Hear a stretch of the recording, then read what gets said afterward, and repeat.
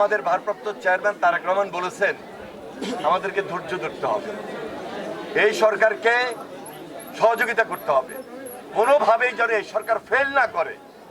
সেই জন্য সব দিক থেকে এমন একটা সহযোগিতার হাত বাড়িয়ে দিতে হবে যেন এই সরকার দেশে একটা স্বাভাবিক পরিস্থিতি বিরাজমান রাখে, একটা গণতান্ত্রিক পরিবেশ ধরে রাখে এবং এই গণতান্ত্রিক পরিবেশের মধ্য দিয়ে একটা জনগণের সরকার প্রতিষ্ঠিত করে।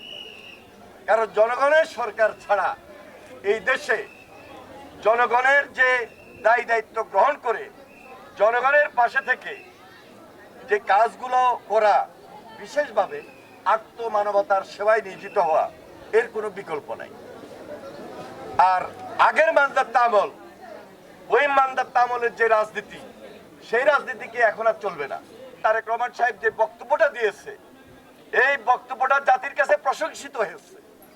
এই বক্তব্যটা অক্ষরে অক্ষরে, লাইন বাই লাইন আপনারা পড়বেন, পড়ে সেখান থেকে জাতির জন্য এই বাংলাদেশটাকে একটা সুন্দর বাংলাদেশ, ভবিষ্যৎ বাংলাদেশ কি হওয়া উচিত, কোন ধরনের হওয়া উচিত, জনগণের জন্য, দেশের জন্য, জাতির জন্য কি করা উচিত, কি করতে হবে, সুন্দর বাংলাদেশ কিভাবে করতে হবে, সেটাই আমাদেরকে অনুধাবন করতে হবে এবং আমাদের নজরে রাখতে হবে। সে অনুযায়ী আমরা মানুষের পাশে আছি, মানুষের পাশে থাকবেন ইনশাআল্লাহ। মনে রাখবেন যে আমরা একটা নির্বাচন আশা করছি এবং একটা নির্বাচন আসবে। সংস্কার করেই এই সরকার একটা নির্বাচনের ব্যবস্থা করবে। নির্বাচনটা কিন্তু বিএনপির জন্য করতেছি না, নির্বাচনটা করব দেশের জন্য, জাতির জন্য, যে নির্বাচনের মধ্য দিয়ে একটা জনগণের সরকার প্রতিষ্ঠিত হবে। এবং সেখানে আমরা যদি ইনশাল্লাহ আপনাদের হুকুমে, আপনাদের সহযোগিতা বিজয়ী হই, শুধু বিজয়ীরা সরকার গঠন করব না। আমাদের নেতা তারেক রহমান সাহেব এক ইস্তফা দিয়েছেন, দ্বিকক্ষ বিশিষ্ট পার্লামেন্ট হবে। সেই পার্লামেন্টে জাতীয় ঐক্যমত্যের সরকার গঠিত হবে এবং সেখানে যারা পরাজিত হবে, ফ্যাসিবাদ বিরোধী, তাদের সবাইকে নিয়ে এই ঐক্যের সরকার গঠন হবে। যদি হয়, আমার বিশ্বাস আজকে যে এই যে বন্যা কবলিত লক্ষ্মীপুর এলাকা, শুধু লক্ষ্মীপুর দিয়েই বলি, এখানের মানুষ মুখে হাসি থাকবে, রাস্তাঘাটের উন্নয়ন হবে, বন্যার্ত মানুষের পাশে থাকবে।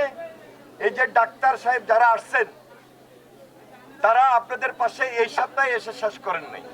এরপরে আমি চক্ষু শিবিরের ব্যবস্থা করতেছি এবং তৃতীয় স্তরে যে পুনর্বাসন, যে সমস্ত, হয়তো সবাইকে দিতে পারবো না, কারণ আমরা তো সরকার ক্ষমতা, আমরা তো সরকারি দায়িত্বে নাই, আমরা ক্ষমতা নাই, কিন্তু সরকার আছে। সরকারকে আমরা সহযোগিতার হাত যেহেতু বাড়িয়ে দিয়েছি, আমরা তাদেরকে নিয়ে, তাদের সহযোগিতায় যেন এই দেশে প্রত্যেকটা মানুষের পাশে দাঁড়াইতে পারি। সরকার যতটুকু করতে পারবে, তার পাশাপাশি আমরা আমাদের সীমিত অবস্থান থেকেও আমরা করার চেষ্টা করব। যারা বিভিন্নভাবে এই দেশে দুঃশাসন করে গেছে, অত্যাচার করে গেছে, নির্যাতন করে গেছে, গুমের সঙ্গে, খুনের সঙ্গে জড়িত, ওই খুনিদের বিচার করতে হবে।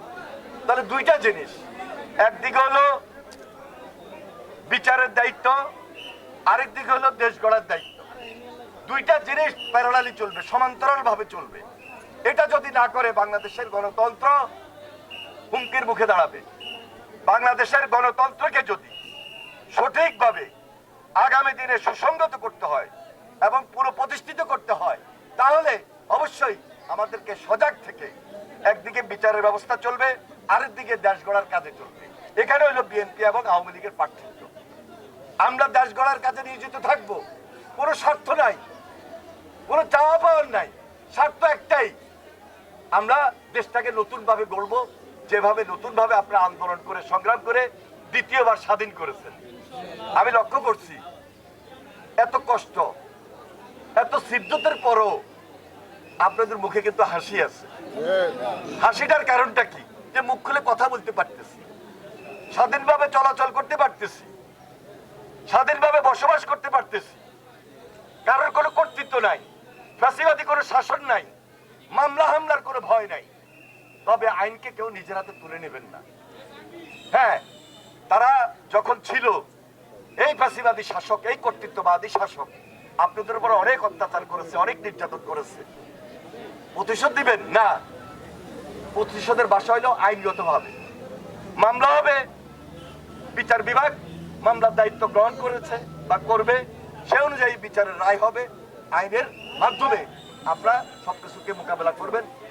সর্বোপরি সব কথা হলো রাজনৈতিক ভাবে আমরা তাদেরকে মোকাবেলা করব, কিন্তু আইনকে নিজের হাতে তুলে নেব না। পানির যে বন্যা, ষড়যন্ত্রের পানির যে বন্যা, এই বন্যার সময় ছাত্ররা রাস্তায় কাজ করেছে না, রাস্তা রিপেয়ার করেছে না। আমি তাদেরকে ধন্যবাদ জানাই, আমি তাদেরকে অভিনন্দন জানাই। সাফ কথা, আমরা জনগণের পাশে আছি, জনগণের পাশে থাকবো, আত্মমানবতার সবাই।